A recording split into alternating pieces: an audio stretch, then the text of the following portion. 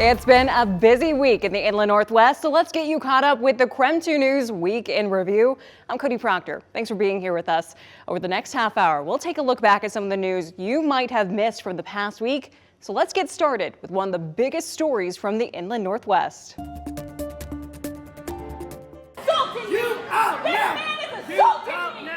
Chaos and confusion. As a North Idaho woman was dragged from a Kootenai County Legislative Town Hall Saturday. Tanya Coppage shot this video as she sat directly behind Dr. Teresa Borenpaul. They're part of the same Facebook group of liberal women who wanted the chance to address lawmakers. Like, people are able to ask questions and see if their legislators are okay what's going on in Washington. Like, I thought it would be something more like that. Instead, witnesses say dissenters to the Kootenai County Republican Central Committee's views were told to shut up. Laura Tennyson is often with Borenpaul at these town halls. And every single one that we've been to, we have never been able to ask a question. She admits they were heckling in an effort to get their voices heard. There were people all over the auditorium, booing, cheering, yelling things out, some in support. But she says when Borenpaul kept speaking out, there's an opportunity for you to sound off. Sheriff Bob Norris tried to pull her out. The sheriff was unavailable Monday, but spoke with KREM 2 News Saturday, saying attendees were warned not to disrupt. Some that I saw, no less than 10 times they were asked to leave.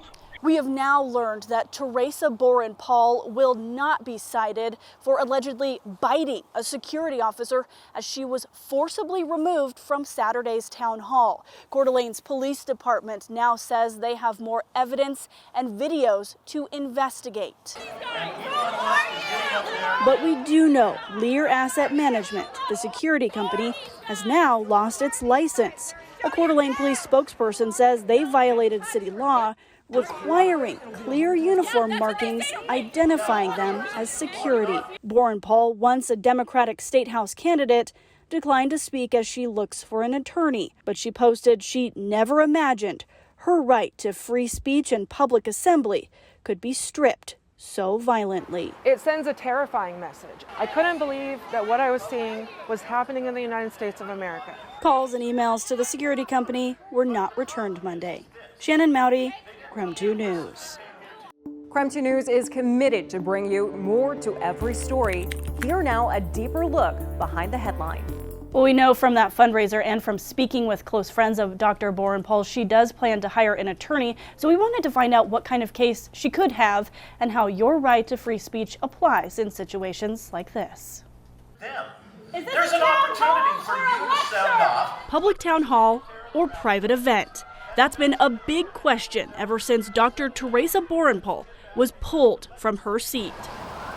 So we questioned an expert, GU law professor Erica Goldberg. Yeah, the way that this is being talked about in the public right now is a bit surprising to me. Goldberg says the law is nonpartisan and pretty clear. Across the board in a nonpartisan way, like coordinated efforts to disrupt are not allowed because that's the opposite of free speech anyway. She says the town hall would likely be a public event. However, it's not like a public street or park. It's what we call a limited public forum. So the government can limit the event to certain topics or certain speakers. But whether Dr. Borenpaul has a successful case of constitutional violation hinges on a few factors. Her free speech rights may have been violated, Goldberg says, if she wasn't repeatedly disrupting the meeting or if she wasn't alone in her outbursts. And lots of other people were engaging in isolated heckling that weren't shutting down an event, and they targeted her for who she is and for her views. Goldberg says there will likely be scrutiny over whether security guards were acting under the oversight of Sheriff Bob Norris. It does then likely convert it into state action, and it will be scrutinized under the First Amendment and likely under the Fourth Amendment as well. A battery citation against Borenpaul was dropped by the county prosecutor. Coeur d'Alene police say in the interest of justice. Which means the police are worried that she has I think the fact that they're dropping this claim means they are worried that she has a viable lawsuit. Sheriff Norris declined our interview request at the advice of his counsel, but a sheriff's office PIO tells me that Sheriff Norris actually requested the independent investigation into his own conduct at that meeting for transparency and public trust. Shannon Mowdy, KREM 2 News.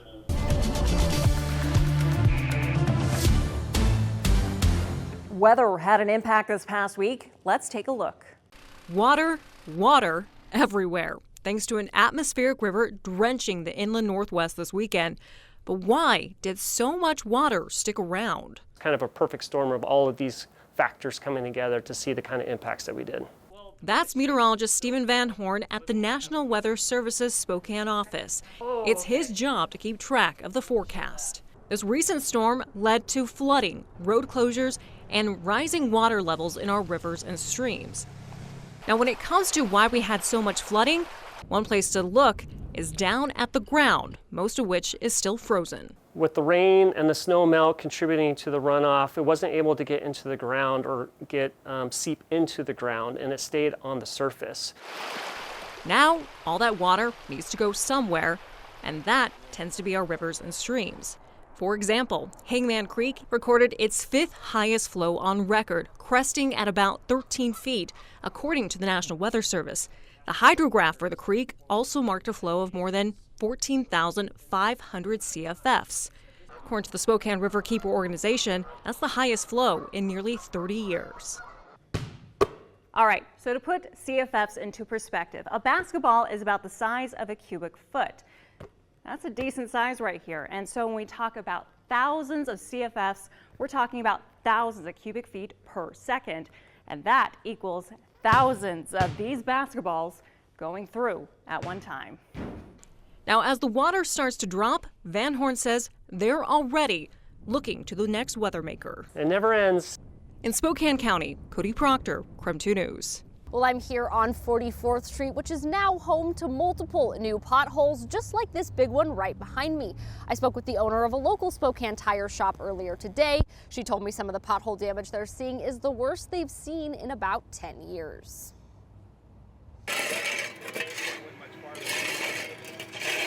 Nancy Massingale and Poor Boys Tire and Automotive have been repairing and replacing tires in Spokane for nearly 50 years. The problem with potholes, she says, is the type of damage they do to tires. The only thing they can do is try to avoid them, but when there's so many of them in some spots, which there are, it's hard to avoid them. And then if there's cars next to you in a double-lane road, you can't hit the car next to you, so you're kind of stuck sometimes. The city calls this time of year pothole season, and because of the rapidly changing conditions, it's common for potholes to reopen. When it's over freezing temperatures and it fills those cracks, then when it freezes, it expands and breaks out that, that asphalt and sometimes underneath. The city's goal is to assess and fix potholes reported to their 311 system within a 2-day time frame. According to city statistics, they've fixed more than 90% of reported potholes so far this week. However, discovering them unintentionally can cause a lot of damage. The city recommends driving slowly and not following other cars so closely that you can't see obstacles ahead. You just make sure that you're hanging onto your steering wheel so you can get over it safely. Try not to drive on it after it's gone flat because you're going to ruin your rim then. One thing we really want to remind people to do, if you do see even a small puddle, try to avoid it because you never know what's underneath that. It could be a pothole full of water. Well, the city said the quickest way to get potholes fixed is to call 311. Go to 311spokane.org, and you can see the city's pothole tracker on spokanecity.org to see how many potholes have been fixed this year. In Spokane, Caitlin Galloway, KREM 2 News. As we go to break, here's a check of your weekend forecast.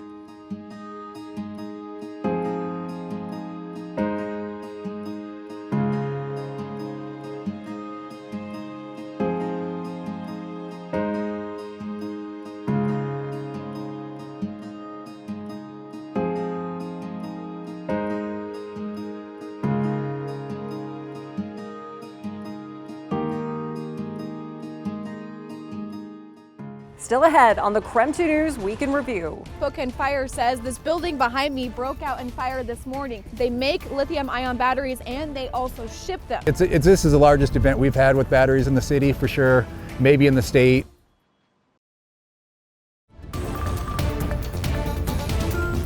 Welcome back to the KREM 2 News Week in Review. Each weekend, we walk you through headlines from the past week in the inland Northwest. Now to a story we've been following this week.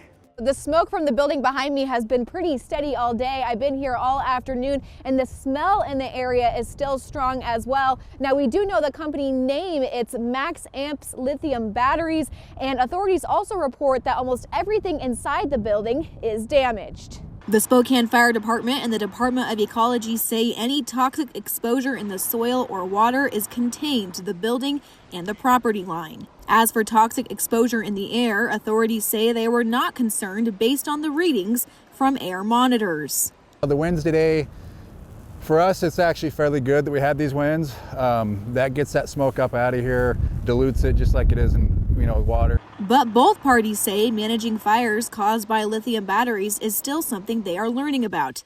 They tell us fires from lithium batteries are very hard to put out. It's still a fairly new problem to us in the fire service, but we're starting to see that more nationwide, having these battery fires turn into bigger events, and that's what's happened here today. This is technically this is the largest event we've had with batteries in the city for sure, maybe in the state. Hazmat crews were on scene earlier, assessing the damage. This incident will transition over to a environmental cleanup contractor, and they'll do testing, and we'll work with them to determine the limits for what the remediation limits for the soils or any of the other contamination on the site. Officials also say there were no injuries. However, there is one nearby home that is still evacuated. We are told those 3 people who live in the home will be receiving resources from the Red Cross.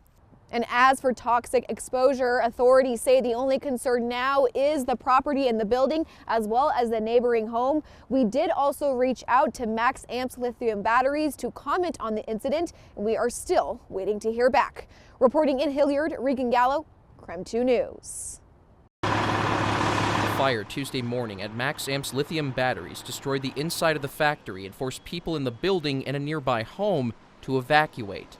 In the aftermath, Spokane firefighters are saying what they believe everyone should know. Lithium-ion batteries are everywhere. Literally, I'm wearing one right now. Brett Anderson with the Spokane Valley Fire Department shows what different devices require the use of these batteries. That includes the radios the department uses to communicate with each other. All the way down to your little GoPro, right? Anderson says it takes oxygen, heat, and fuel for a fire to start and then requires water to put it out. But when it's a battery on fire, Anderson says it's not that simple. They have their own self-sustaining chemical reaction, and they make their own oxygen.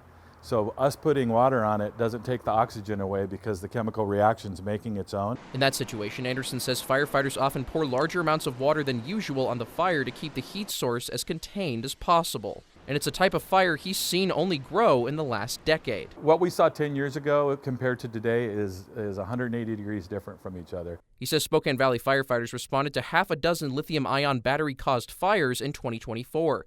The Coeur d'Alene Fire Department responded to a lithium-ion battery fire at one of their police buildings in June of 2024. And a Hayden business lost a majority of their physical building from what was later found as a lithium-ion battery charger caused fire. Anderson says a big reason for the rise in fires is the evolution of technology. Those batteries and those devices that were just starting to get purchased 10 years ago are getting old enough that people are disposing of, and now we're seeing fires in that disposal route. Anderson says the best way to prevent these fires is to stay in the room when charging devices using them, storing them safely away when not using them, and disposing them not in the garbage, but in the recycling. We're really encouraging people to follow the right path for disposal. Coming up, a Boomtown update. Buying a home in North Idaho is simply not affordable for many people. Well, the folks who need to work here or who are wanting to find that starter home, they just can't afford to buy into this area. Interested in streaming KREM 2 Plus on your TV? Just get a ROKU, Fire, or Apple TV device. Insert it into the HDMI slot on your TV. Use the device remote to search for KREM 2 Plus in the App Store. Download the KREM 2 Plus app and start streaming live newscasts or newscasts you missed earlier in the day. Use the top navigation bar for more options. And the best thing is, it's free. So download KREM 2 Plus on your TV now.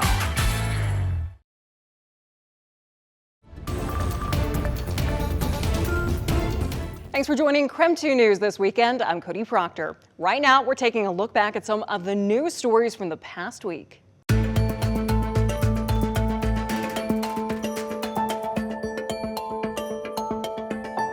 In the latest Boomtown news, The Group Housing Solutions Partnership has released 4 different ADU plans free for the public. The idea to keep up with the boomtown growth of North Idaho.